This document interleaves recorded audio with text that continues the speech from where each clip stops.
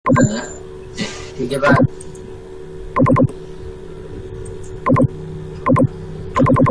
Sudah lewat ya waktunya ya. Oke, bismillahirrahmanirrahim. Assalamualaikum warahmatullahi wabarakatuh. Oke. Saya harap videonya dinyalakan semuanya on cam. Oke. Bismillahirrahmanirrahim. Bismillahirrahmanirrahim. Alhamdulillah wa syukurillah, pada pagi hari ini kita bisa berkumpul di layar virtual ini ya. Ya, mudah-mudahan di perkuliahan kita yang pertama ini kita diberi kelancaran sampai akhir perkuliahan nanti.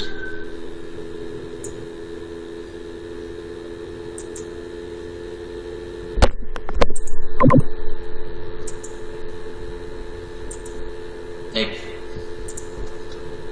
teman-teman sekalian, sebelum kita memulai perkuliahan, karena ini masih baru pertama kali ya teman-teman ketemu dengan saya di perkuliahan. Sebelumnya pernah ketemu dengan saya?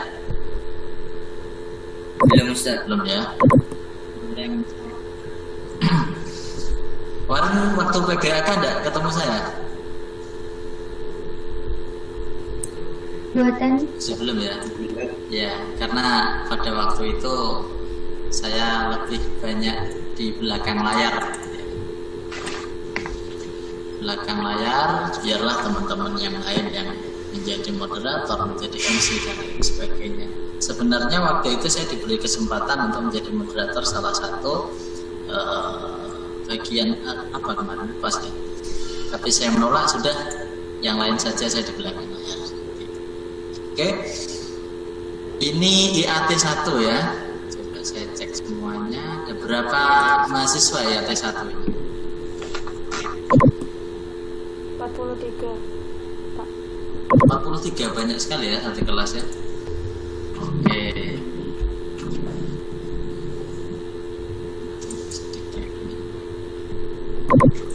Oh maaf, Yang 44 belum Bapak. on, kameranya bisa dinyalakan dulu ya, karena ini pertemuan pertama, buatlah kesan yang menggoda gitu ya.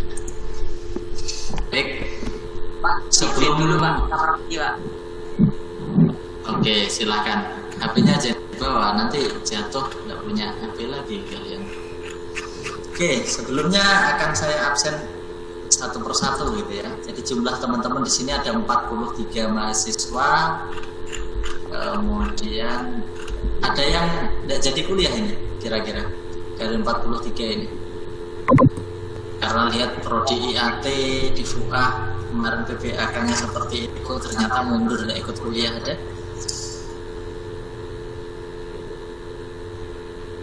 Oke ya. Oke, coba saya absen satu persatu. Dari absen nomor 1 Muhammad Abdillah Zaini. Ada? Muhammad Abdillah Zaini dari mana? Oh, Jember Arjasa gitu ya. Oke.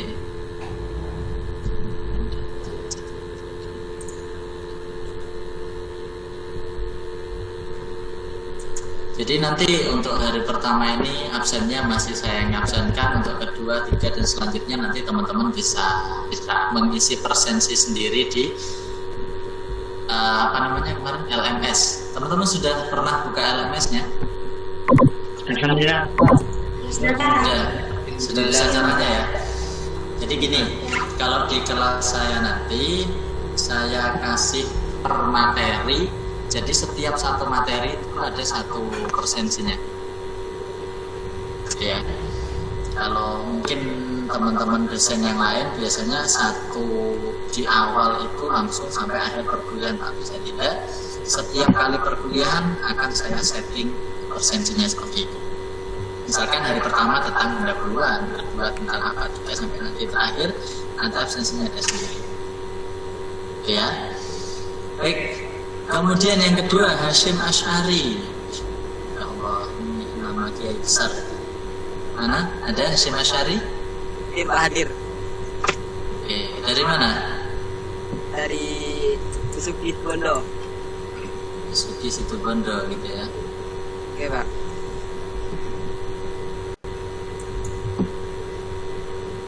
Ketua kelasnya siapa ini ketua kelasnya? Saya, Pak. Siapa? Indra Lukman. J. Oke. Salah ngeklik saya tadi. Oke. Kemudian yang kedua, Ahmad Siddiq. Hadir Ustaz. Ahmad Siddiq. Dari mana Siddiq? Dari Bondowoso Ustaz. Dari Bondowoso. Oke.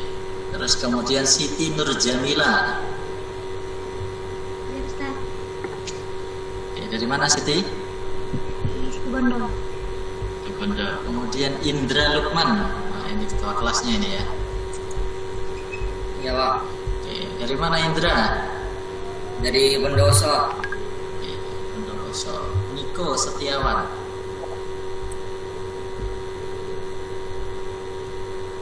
Niko Setiawan. Hadir. Dari mana Niko? Dari Ambulu Kerajaan. Jember Selatan. Raja, Jember Selatan. Ya, Ustaz. Oke, terus kemudian Afik Hakikotus Syariah. Dari mana? Lemor Banyuwangi. Silsilu Duratil Bahiyah. Iya saya Ustaz. Dari mana Silsil? Dari Talangsari Bapak. Talangsari, dekat sini ya. Iya. Ikvina Dina Kamila. Dari mana Vina? Jawa. Oke. Laila Ikul Mahbub Ramadan. Mana Mahbub?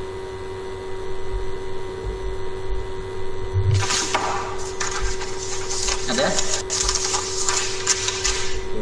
Mungkin belum bisa gabung sama kita ya. Terus kemudian Ahmad Idam Khalid.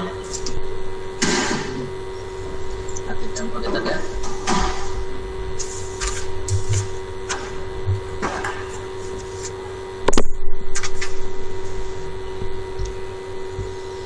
Oke. Dari mana? Idam. Dari mana? Sudarjo. Sukorejo. Wajahnya tidak kelihatan ya. Dari mana? Sudarjo. Oh, Sidoarjo. Sidoarjo. Jauh sekali ke Jember kuliahnya. Jadi Sunan Ampel kenapa? Katanya mahal. Kebanyakan teman di sana, Ustaz. Oh, kebanyakan teman, pengen nyari teman baru gitu ya di sini ya. Oke. Terus kemudian Beril Hidayah Zaneta Ali. Beril Hidayah, mana Beril? Ada? Oke. Terus Muhammad Khairuddin. Hadir Pak. Dari mana Khairuddin? Dari Kota Probolinggo Pak.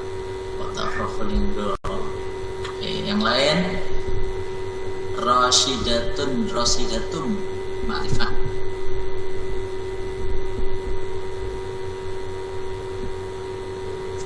Ya, lewat Sakinatul Mardiyah. Ada Ananda Alfia. Ada lagi Ananda Alfia. Nah, wadah. Dari Saya- mana Ananda? Dari Bali. Oh, dari Bali. Iya. Jauh sekali kuliah di Jember. Sama pengalaman. Oke, pertama pengalaman ya. Kemudian sampai mana tadi? Alfiatul Qamariyah. Dari Lumajang. Ulfatul Hasanah. Hadir Ustaz. Dari mana? Dari Aju. Cuma tetangga sini ya, tetangga kampus. Magda Lailati Firdausi. Hadir Ustaz. Dari mana? Dari Lumajang. Lumajang. Azizah. Aziz Desari Ustaz. Azizah siapa ini namanya? Nur Azizah. Bukan. Azizah Sediasari Ya, dari Banyuwangi. dari Banyuwangi. Dwi Arif Fitriani.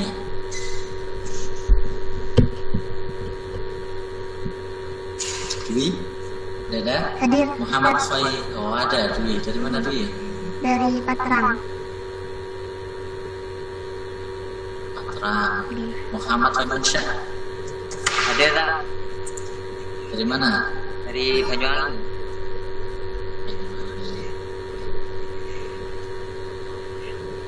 Ahmad Faiz.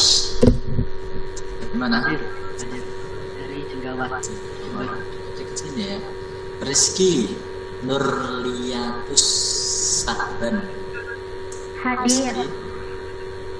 Dari mana? Hadir. Dari Lumajang. Lumajang.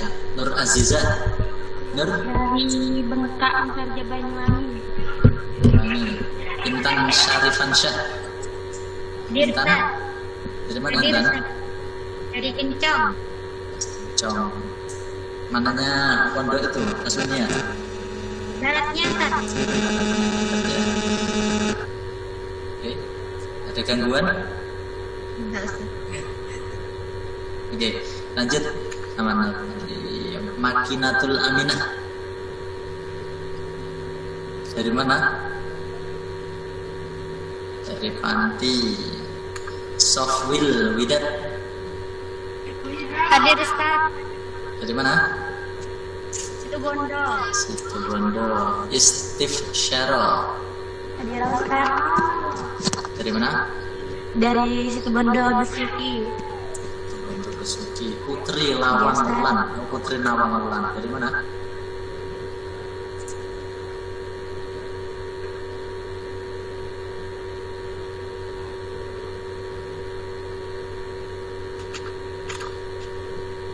Tadi sudah ada yang nyiapkan linknya ya?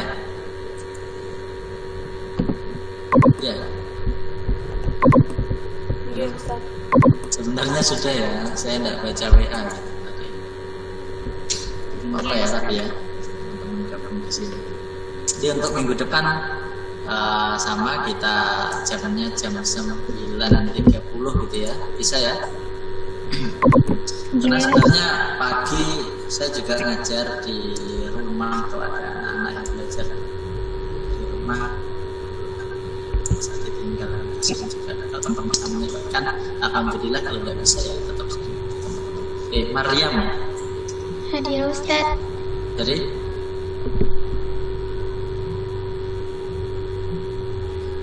Dari Kalisa Jember. Zulfi Zumalatwi Andriani. Ya, Dari? hadir. Dari Sumberjaya. Sumberjo Ambulu. Ya.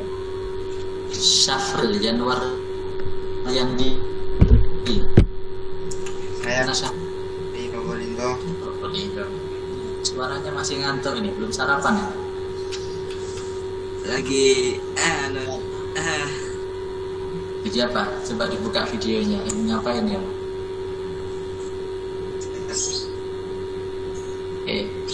Di mana di rumah? di kontrakan Ustaz.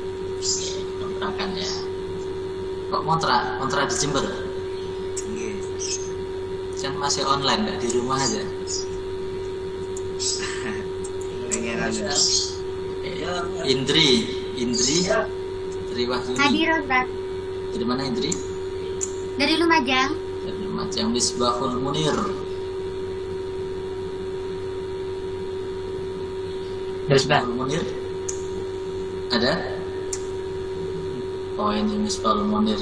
Misbahul Munir ini salah satu beberapa dosen saya namanya Misbahul Munir. Ya, kemudian beliau salah satunya pindah ke sini, yang satu masih di tempat kuliah yang lama itu. Muslimah Hidayati. Ya, Pak. Ya dari mana? Muslimah Sumbang. Kabupaten. Jombang. Kabupaten Jombang. Oh. Jauh sekali ke Jember. Biar Biar bisa jauh, kita dengar.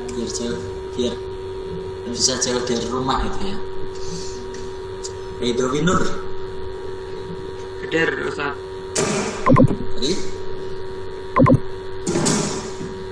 Dari mana? Dari Banyuwangi. Maya Anggraini. Hadir Pak. Dari Agung Jember. Julung. Abdul Wahab.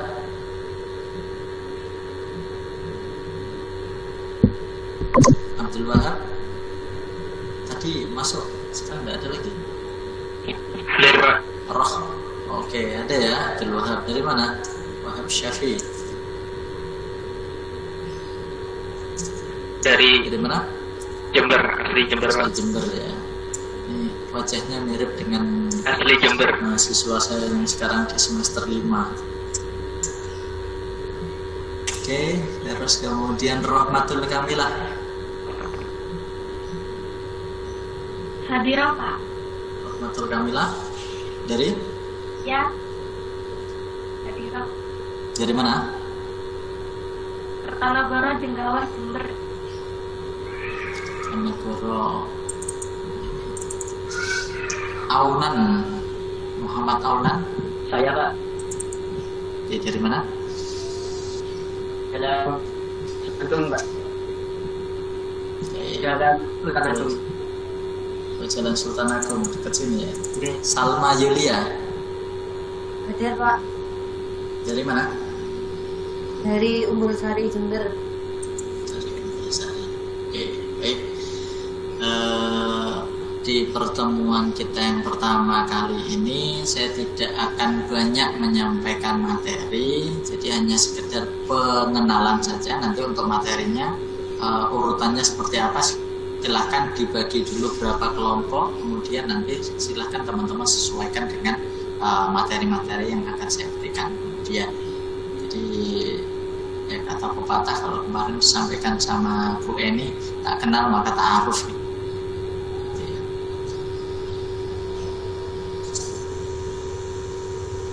Ya kan, untuk saling mengenal cara online ini, teman-teman bisa bayangkan kita seperti kayak video call dengan teman-teman sesama. Jadi silakan teman-teman anggap saya sebagai partner belajar. Jadi untuk memperlancar ya bagaimana? Menambah pengalaman teman-teman dari yang dulunya didikte sama gurunya harus seperti ini, harus seperti itu. Tapi di dalam perkuliahan itu terserah teman-teman mau masuk silahkan, mau enggak silahkan kan gitu. Tetapi dalam setiap pilihan pasti ada resikonya seperti itu. Misalkan teman-teman lapar tapi memilih untuk tidur, kira-kira bisa terobati nggak itu lapar? Tidak. Sulit tidak ya? Jadi untuk hari pertama ini saya akan memperkenalkan diri. Kalau nama pasti teman-teman sudah banyak tahu gitu ya. Ini siapa teknisi?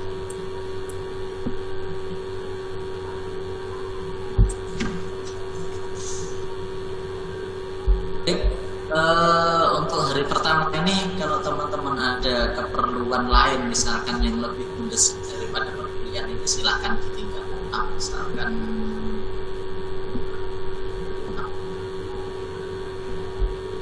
ada membantu orang tuanya jualan dan seperti kerja ini.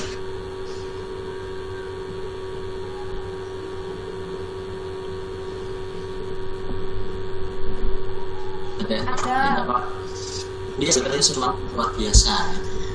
Jadi ada beberapa pengalaman dulu waktu saya di semester 3, semester 4 itu saya sambil di luar kuliah karena saya lulus.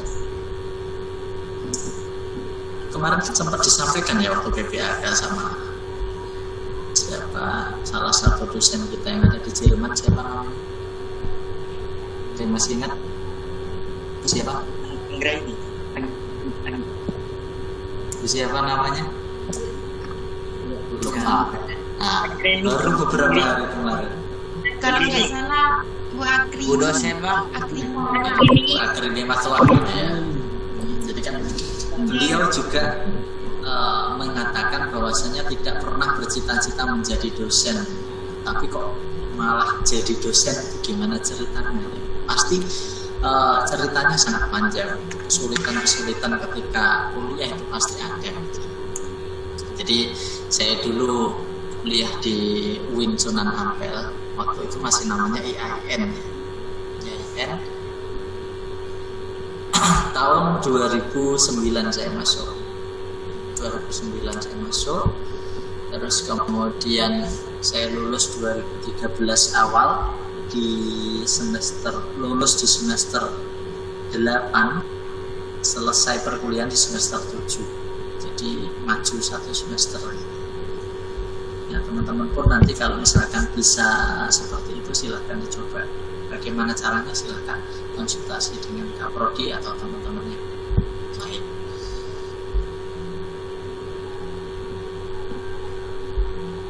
Ini Prodi AT ya. Sama saya dulu juga dari Prodi Tafsir. Ada kebuan saya nanti jadi apa? Pikiran ketika kita kuliah kan pasti seperti itu ya. Ada pikiran kita mau jadi apa nanti kalau lulus apa dan lain sebagainya. Lama-kelamaan pikiran itu hilang dengan sendirinya. Seiring berjalannya waktu saya pun lupa. Akhirnya ya sudah, nanti saya jadi apapun. Jadi ketika orang yang akan menjadi apapun itu pasti dia akan melakukan sesuatu yang bermanfaat untuk dirinya, orang tuanya dan orang terdekat. Ya, jadi pertemuan pertama ini saya hanya memberikan motivasi untuk teman-teman supaya giat dalam berkuliah, supaya giat dalam belajar. Ya, belajar itu tujuannya untuk apa sih sebenarnya? Coba. Untuk mengetahui. Nah, belajar untuk mengetahui gitu ya. Oke, bagus. Belajar untuk mengetahui sesuatu. Ya kan, belajar untuk mengetahui sesuatu. Kita tidak tahu apa itu huruf alif, huruf ba, ta, jim, ha, dan lain sebagainya. Maka kita harus belajar kan gitu. Nah, manfaat belajar itu yang paling pertama adalah untuk kita sendiri kan. Yang pertama untuk mengetahui, terus kemudian apalagi selain untuk mengetahui. Jadi apalagi menambah wawasan ya, hampir mirip adik kakak gitu ya. Menambah ilmu dan pengalaman. Nambah ilmu, pengalaman dan pengamalan. Adiknya siapa itu kuliah? Oke. Jadi apalagi selain itu? Menambah ilmu, menambah pengalaman. Untuk apa? Biar masuk surga gitu. Critical thinking. Tidak ada ya yang menjawab. Mendekatkan diri kepada Allah. Mulia sekali tujuannya. Ya, tujuan yang sederhana. Tujuan yang sederhana dari belajar ataupun kuliah itu juga tanamkan dalam diri teman-teman baik-baik supaya teman-teman ini nantinya tidak menyesal kemudian. Tujuan utama kuliah itu CGI lah yang paling sederhana, menyenangkan orang tua. Menyenangkan orang tua. Atau kalau misalkan orang tua kita senang, doa mereka ke kita kan enteng gitu ya. Ya orang tua mau ngasih apa ke kita. Kalau orang tua sudah senang ke kita, terus kemudian kita mau ngapain pasti diberi, pasti dikasih.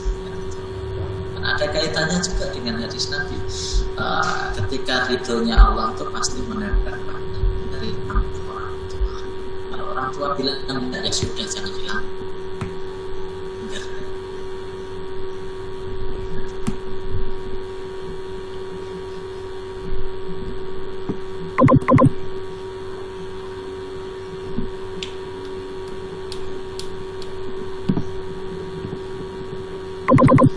Yang lain?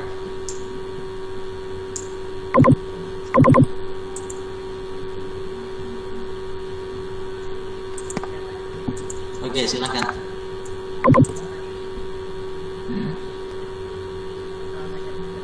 Oke, kenapa kok bisa ngajar Pancasila? Setiap tahun, setiap semester pasti saya ditanya dengan satu pertanyaan yang sama. Kenapa kok bisa ngajar Pancasila? Ya apa ceritanya ya kan? Ya kan?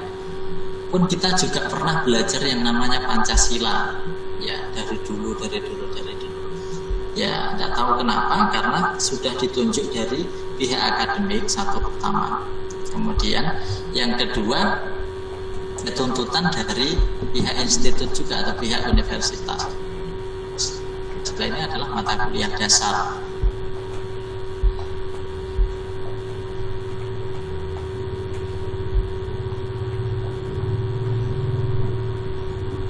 Akan bagaimana kaitannya Pancasila, terus kemudian dengan kerukunan umat beragama Islam Nusantara dan lain sebagainya.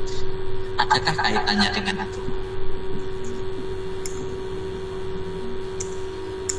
Ada, pasti ada ya. Jadi yang mengajar Pancasila di kampus ini kebanyakan ya dari dosen-dosen yang muda, gitu kan, dari dosen-dosen muda angkatan 2019-2018. Karena untuk penerapan keilmuan yang telah didapat di masa perkuliahan, ya kan, bisa dipahami sampai sini teman-teman. Oke, selanjutnya di dalam mata kuliah Pancasila ataupun di pelajaran Pancasila di masa lalu, ketika teman-teman SD, SMP, SMA, apa sih sebenarnya yang sudah didapatkan?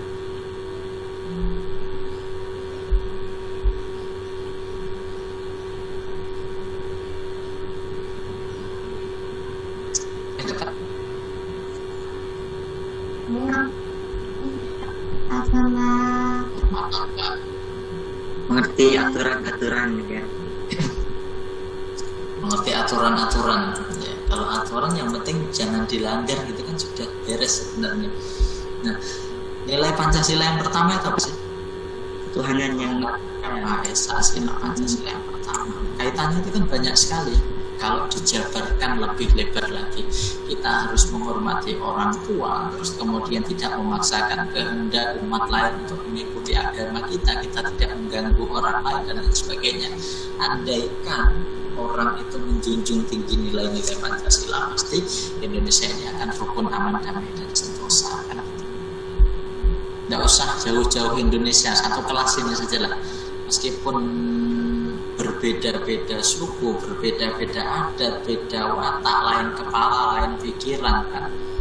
Nah pasti nanti ketika satu tujuannya nanti menjadi apa, pasti akan rukun, pasti akan damai. Nah, kecuali teman-teman mau jalan sendiri-sendiri, lihat akhirnya ya. Oke, lanjut, ada lagi pertanyaan?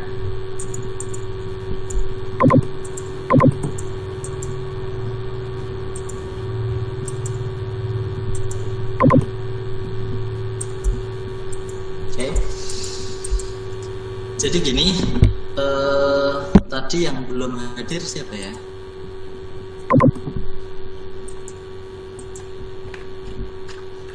Nomor 10 tadi siapa? ada yang sakit. Ada yang sakit. Tadi ada beberapa yang WA ke saya izin, tidak tahu, tapi masih belum saya baca. Saya baca belakangan saja nanti. Ahmad Kois ini ada di mana ini? Banyak bukunya. Di pondok mana? Oh, di pondoknya Ustadz Haris ya. Beliau adalah salah satu dosen yang hebat di Fakultas Usuluddin.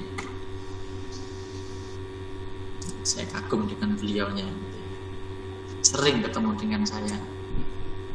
Jadi, ya ada lagi pertanyaan teman-teman? Sebelum saya akhiri. Ini bertanya Ustaz. Oke, silakan. Di Pancasila itu kan ada keadilan beradab, kemanusiaan yang adil dan beradab, kemanusiaan yang adil dan beradab. Ya. Nah, bagaimana tanggapan Ustaz dengan PPKM sekarang? Kan banyak tuh orang pinggir kota yang susah kena PPKM. Gimana Ustaz? PPKM gitu kan. Kalau kita ngomong tentang PPKM gitu ya, saya akan mengajukan satu pertanyaan lagi ke teman-teman sekalian. Ada yang pernah kena COVID? Saya cuman gejala Ustaz.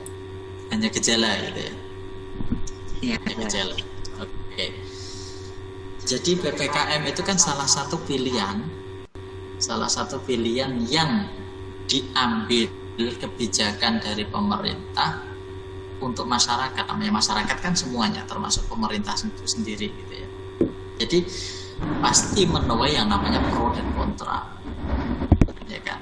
Nah, yang kesulitan ekonomi dan lain sebagainya, ya pasti adalah seperti itu.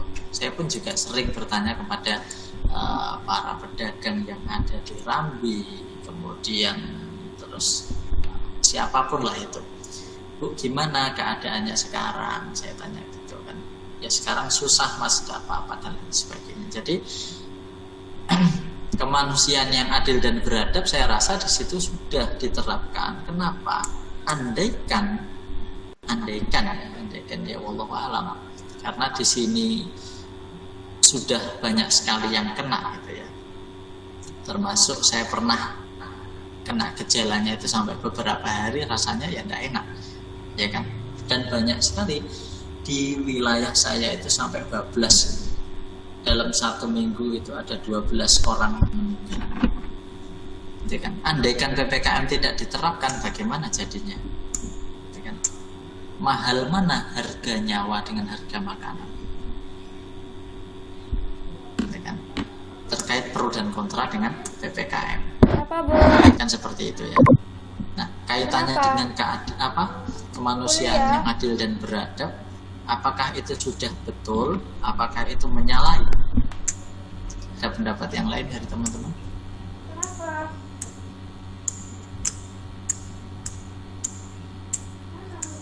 Atau ada yang menyanggah dari pernyataan saya tadi? Kalau saya ya setuju saja apa yang telah dilakukan pemerintah kan gitu.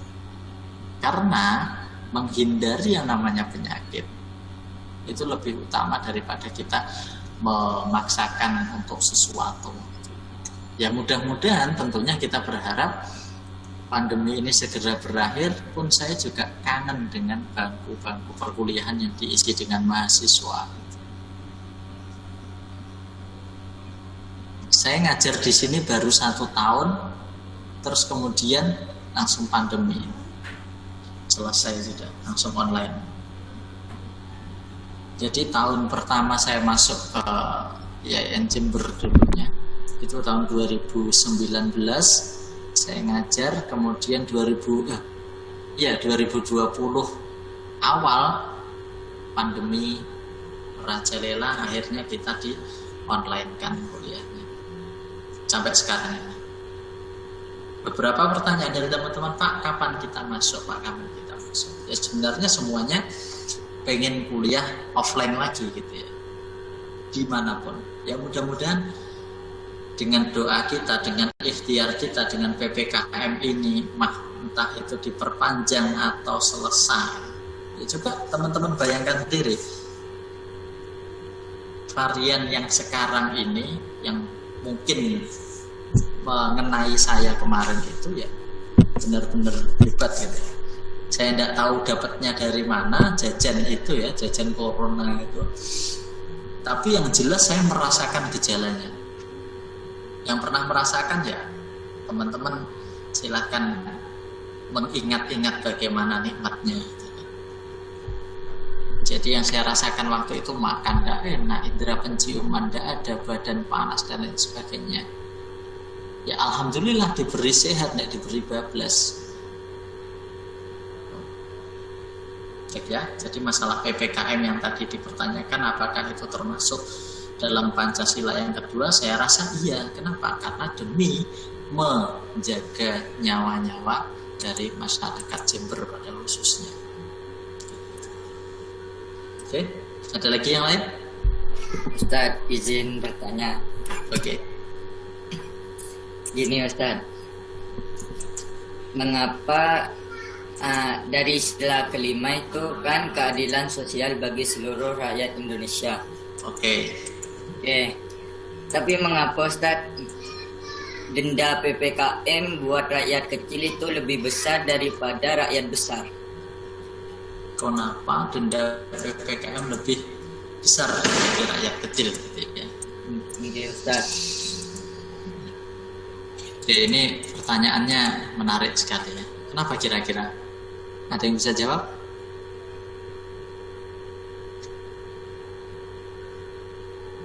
Kenapa dendanya kok lebih besar bagi rakyat kecil ketimbang rakyat besar gitu ya? Rakyat besar itu siapa?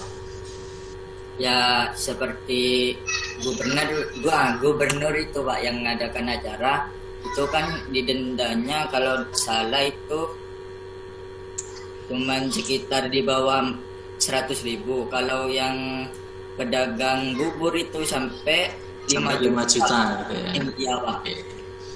Ya, itu kan kasus gitu ya. Jadi ada kasus yang perlu disoroti. Jadi kan sebenarnya tidak semuanya seperti itu. Karena yang disoroti hanya itu ya sebenarnya.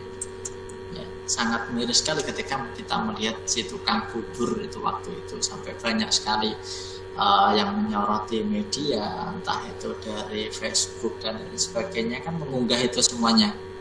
Dan saya juga kaget lah ini kenapa kok seperti ini. Sebenarnya gini ya, kalau kita ambil sisi positifnya PPKM itu ada nggak sih sebenarnya?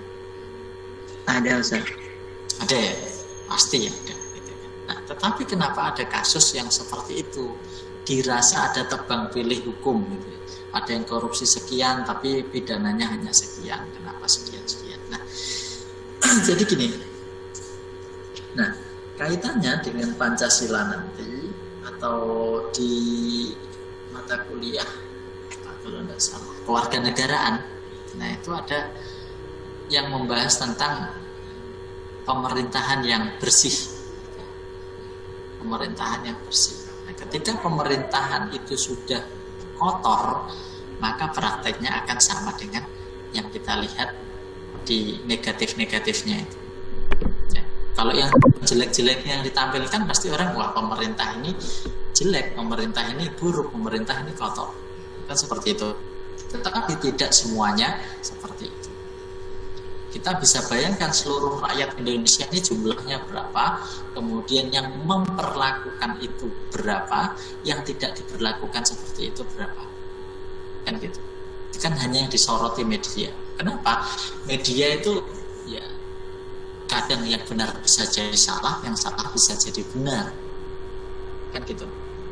Dan sampai pada akhirnya ketika ya kita was-was juga ya dengan penyakit ini, dengan wabah ini, kita jadi gibahin COVID gitu ya.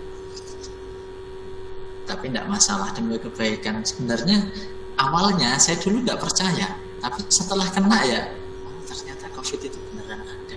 Jadi rasanya seperti ini, bla bla bla dan lain sebagainya. Ya mau tidak mau, akhirnya dalam pikiran saya begini, untuk mengatasi biar pikiran ini tidak ngedrop dan lain sebagainya, pikiran saya, wah ini pilek tahun 2021 ternyata rasanya seperti ini. Ya. Jadi saya anggap pilek biasa gitu ya. Saya pun juga tidak mau ke rumah sakit. Akhirnya saya rawat di rumah. Saya, istri, ya alhamdulillah anak saya tidak kena. Tuh. Jadi seperti itu. Kenapa kok bisa tebang pilih? Ya karena yang memproses itu siapa? Yang memproses itu siapa? Dan dia punya apa? Ya kan, sekarang sudah bukan menjadi rahasia lagi ya. Teman-teman ini kan yang masuk kuliah, ya kan? Ada teman-teman satu kelas sekalian yang masuk ke kepolisian atau di Tentara Nasional Indonesia ada? Murni tidak nilainya itu kira-kira? Ya, sekarang saya tanya, yang benar-benar murni saja itu masih menggunakan uang, ya kan? Apalagi yang kotor. Karena saya melihat sendiri proses dari awal sampai terakhir. Ketika itu saudara saya masuk, ya masuk saja. Tapi yang minta siapa? Sana. Bahkan dulu teman seangkatan saya, dulu tahun 2010 waktu kuliah itu, dia ditarget sekitar uang 85 juta waktu itu. Nilainya lumayan, dari 300 dia perikat ke 75. Akhirnya namanya hilang. Nah, dari situlah rentetan-rentetan tindak pidana korupsi dari yang paling kecil, dari lapisan bawah sampai lapisan paling atas itu ada. Kecil-kecilan aja lah waktu teman-teman di sekolah dulu. Pernah nggak sih korupsi? Jujur, dalam diri kalian sendiri silahkan dijawab. Enggak. Ya, pernah Ustaz. Ada yang pernah, ada yang enggak, dan lain sebagainya. Ya, ngambil jatah makan harusnya 1, ternyata yang diambil 2. Apakah itu bukan termasuk korupsi? Insya Allah. Iya. Ya kan? Jatah temennya diambil, terus kemudian apa-apa dan lain sebagainya. Mengambil hak milik orang lain kan namanya. Ya. Jadi yang salah di sini siapa sebenarnya? Yang salah bukan orangnya ataupun bukan yang didenda, yang salah adalah mentalnya. Ketika mentalnya sudah buruk, mentalnya bobrok, sama seperti itu. Oke ya, ada pertanyaan lain? Kenapa bisa tebang pilih? Oke, 2 pertanyaan lagi ya. Oke, siapa? Nah, saya. Oke, silakan Syafril. Saya.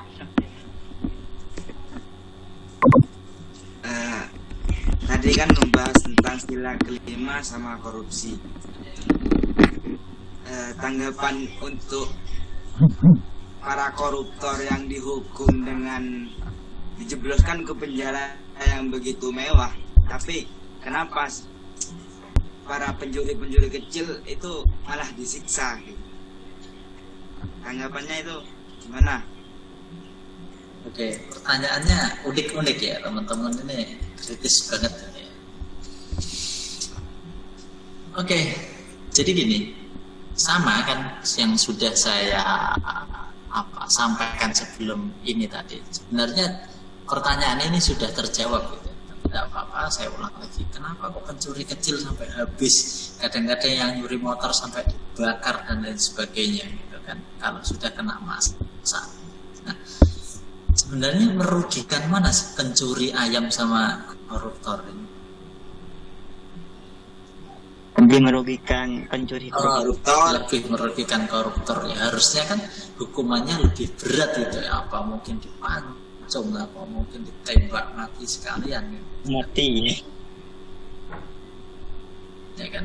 Kalau misalkan hukum di Indonesia ini adalah hukum rimba, siapapun yang melakukan kesalahan mati dan sebagainya, itu orang akan berpikir lebih apa ya? Misalkan mencuri tangan dipotong tangan kanannya, mencuri lagi dipotong tangan kirinya, kaki dan lain sebagainya. Itu sebenarnya ya bukan kejam, tetapi karena korupsi itu sangat merugikan, orang pasti tidak akan mau melakukan. Nah, kenapa kok penjaranya mewah dan lain sebagainya? Jawabannya satu, mereka punya uang, kemudian di dalam penjara itu ada yang cari uang, seperti itu. Jadi ya sama, orang yang dulunya idealis bisa jadi ketika diberi jabatan dan lain sebagainya dia menjulurkan panjang lidahnya untuk menjilat sana menjilat sini. Ya, bisa dipahami sampai sini? Insyaallah bisa. Jadi kasus-kasus yang seperti itu hanya membuat kita jengkel, membuat kita sakit hati, tetapi kita tidak bisa apa-apa. Kenapa? Karena kita bukan pemberi kebijakan, karena kita bukan penegak hukum yang setinggi-tingginya.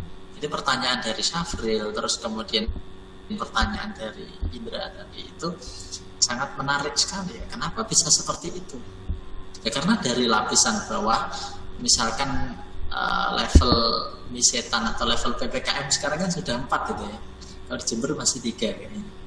Pedesnya luar biasa. Jadi dari lapisan yang paling bawah sampai yang paling atas itu kalau kelakuannya masih tetap sama, orang akan berbuat seenaknya. Yang punya uang pasti merdeka sampai kapanpun, bahkan sampai kiamat,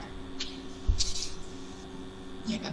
Jadi hal-hal seperti itu kalau misalkan si pelaku ini masih ingin hidup enak, terus kemudian tidak ada ketegasan dari sang penegak hukum, ya sama saja. Mau ngapain? Kita mau mangkal, kita mau komen di Facebook, di YouTube dan lain sebagainya, ya percuma. Ya. Bisa dipahami ya sampai sini, Syafril? apakah itu bisa hilang? Bisa ketika semuanya sadar, ketika semuanya mau dan mampu melakukan negara kita. Yang koruptor dijebloskan kemana? Apakah koruptor itu orang bodoh? Bukan. Dia orang pintar, orang kaya. Beda misalkan pencuri ayam hanya untuk mengisi perut beberapa hari kemudian, sedangkan mereka kan memperkaya diri. Hukuman yang paling pantas ya salah satunya adalah dimiskinkan. Tapi apakah itu sudah diterapkan? Saya rasa ada beberapa yang sudah, ada beberapa yang belum. Oke, ada lagi pertanyaan? Satu lagi dari mahasiswi. Saya Ustaz. Siapa? Sebutkan namanya. Silu Duratul Bahiyah. Oke, silakan. Kalau berbicara soal Pancasila ini Ustaz, kan teknologi ini kan pesat sekali, kayak mendatangkan manfaat, terus nggak hanya manfaat, dampak buruknya bagi masyarakat juga banyak. Dari kemudahan, kecepatan, dan efektivitas itu kan gambaran umum dari kemajuan suatu teknologi. Nah, pertanyaan saya, dari Pancasila ini, apakah Pancasila masih mampu menjawab tantangan di era perkembangan teknologi revolusi industri 4.0 ini, Ustaz? Oke. Apakah Pancasila mampu gitu ya? Tetap mampu. Jadi kalau kita katakan Al-Quran adalah kitab yang paling baik untuk segala keadaan dan segala zaman, kan gitu ya? Pernah dengar kalimat seperti itu? Nah, ketika Pancasila ini benar-benar diterapkan, maka apapun keadaan dunia yang ada di Indonesia, dunia persilatan yang ada di Indonesia ini berkecamuk seperti apa, entah itu teknologinya maju ataupun mundur, nah itu tetap bisa menjawab pertanyaan-pertanyaan seperti itu, tantangan-tantangan zaman, ya kan? Nah, sekarang internet marak seperti ini dan lain sebagainya. Akses internet yang memudahkan kita untuk belajar pun juga banyak sekali akses internet yang memudahkan kita terjerumus ke dalam jurang penistaan. Tergantung kita memilih yang mana, gitu kan? Sebagai umat Islam, benteng kita adalah benteng keimanan, ya kan? Kita belajar online. Sengaja tidak sengaja, apapun yang kita buka pasti ada iklan yang tidak benar. Bayangkan kalau itu adik-adik kalian belajar online sendirian, ya kan? Mereka masih belum bisa memfilter, mereka masih penasaran dan lain sebagainya. Rusak nggak kira-kira moralnya anak sekarang? Rusak. Ya kan? Jadi semuanya ikut peran. Apalagi di era yang sekarang ini, ya mereka-mereka yang mencari keuntungan dari virus, dari iklan dan lain sebagainya, memberikan tampilan-tampilan yang kurang dalam tanda kutip gitu ya. Bahkan ketika saya sendiri buka di internet itu mata pelajarannya anak kelas 2 dan kelas 3 sama iklannya seperti itu. Bayangkan kalau anak kecil yang buka. Ini kan tentu kita hanya mengambil manfaatnya saja, meskipun di dalam situ ada mudarat. Ya kan? Di sini ada yang jadi guru.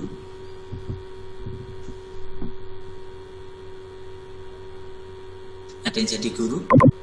Ada, Ustaz.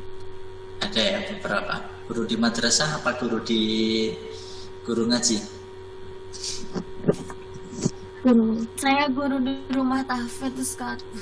Guru di rumah tahfidz gitu ya. Jadi oke, tidak masalah guru ngaji ataupun.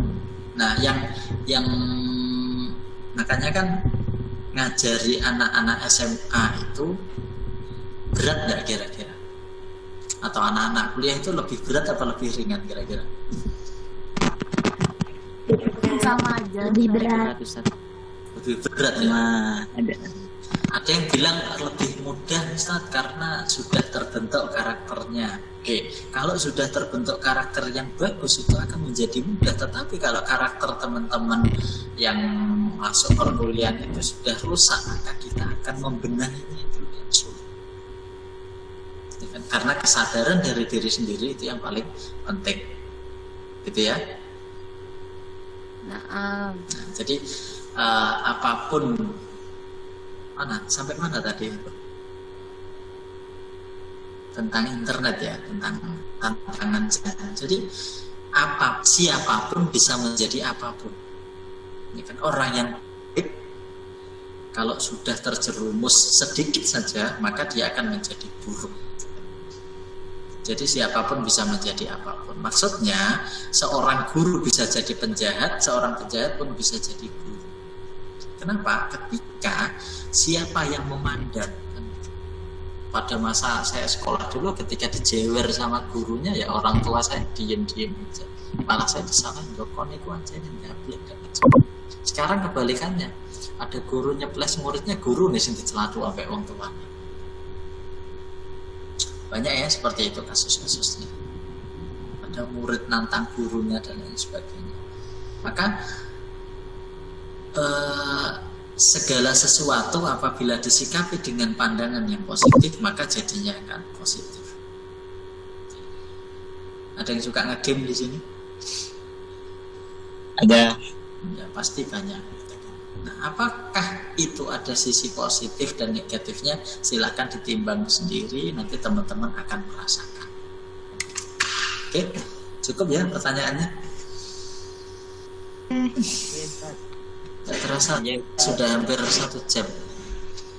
Jadi nanti silakan ketua kelas dibagi jadi berapa kelompok, silakan membahas apa. Jadi komponen yang akan saya nilai adalah yang pertama kehadiran, terus kemudian tugas, UTS dan UAS.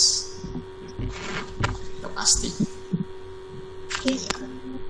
Jadi apakah nanti kita harus membuat makalah, Pak? Gimana, mau buat apa enggak kalian? Enggak usah gitu.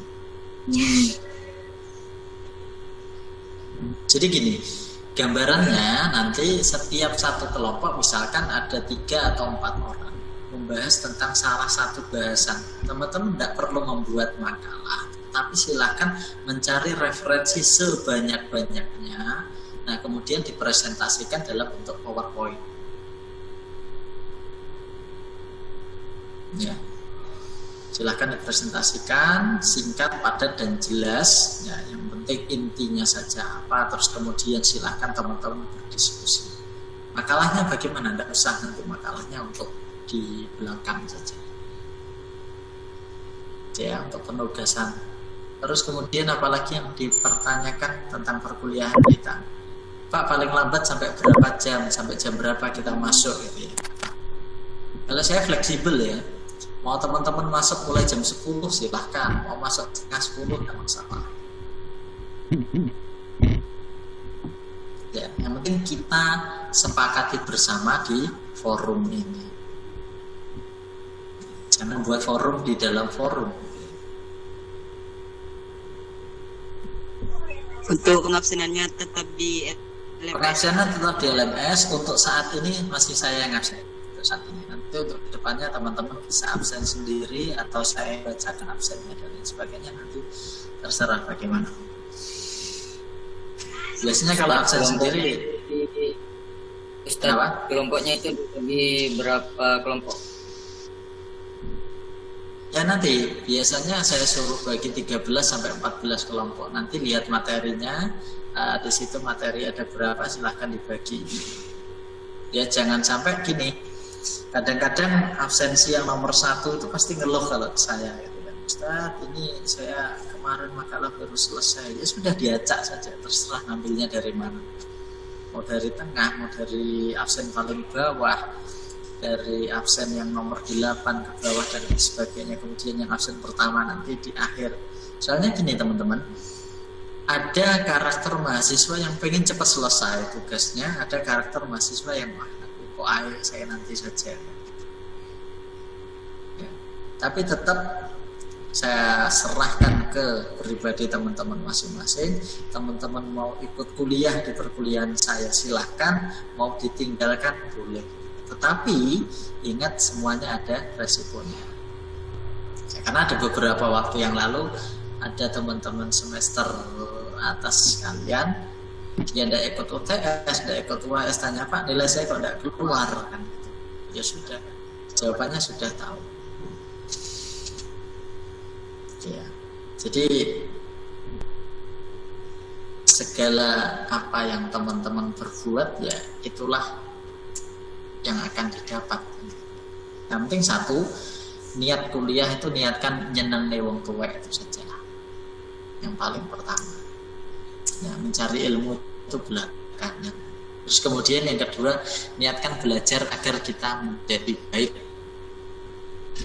Ya. Percuma kan belajar tapi jadi tidak baik. Koruptor itu belajar tidak belajar, tapi kan tidak baik. Dia belajar bagaimana cara memanipulasi data, bagaimana dia menggelapkan uang, bagaimana dia, banyak sekali pelajaran yang dia dapat. Tetapi tujuannya adalah tujuan yang sangat mulia untuk dirinya sendiri, tapi sengsara untuk orang lain. Ya. Semua pembelajaran itu bermanfaat, iya, tetapi tidak semua pembelajaran itu menjadikan orang menjadi baik. Oke, paham sampai sini? Jangan terlalu serius dalam perkuliahan saya, kita sambil guyonan enggak masalah. Cok tegang-tegang rek. Cing santai gitu ya. Iya, siap. Oke, maka akan lebih seru kalau misalkan kita kuliahnya offline gitu ya. Kalau online siapa yang bosan? Semuanya bosan. Tapi bagaimana kita mencairkan suasana kebosanan?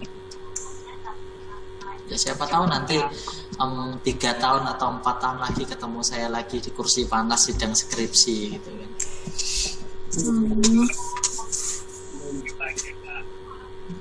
Belum Pak baru kuliah kok sudah ngomongin skripsi, ya enggak masalah. Siapa tahu teman-teman bisa lulus di waktu yang tepat dan lulus di tepat waktu. Kalau saya dulu di S1 itu lulusnya terlalu cepat gitu. Kalau di S2 lulus di waktu yang tepat. Molor sampai 2 tahun. Kenapa ya? Karena waktu itu orang tua saya tidak ada biaya, terus kemudian saya nyari sendiri, SPP bayar sendiri dan sebagainya. Apakah kuliah itu sulit? Ya susah gampang.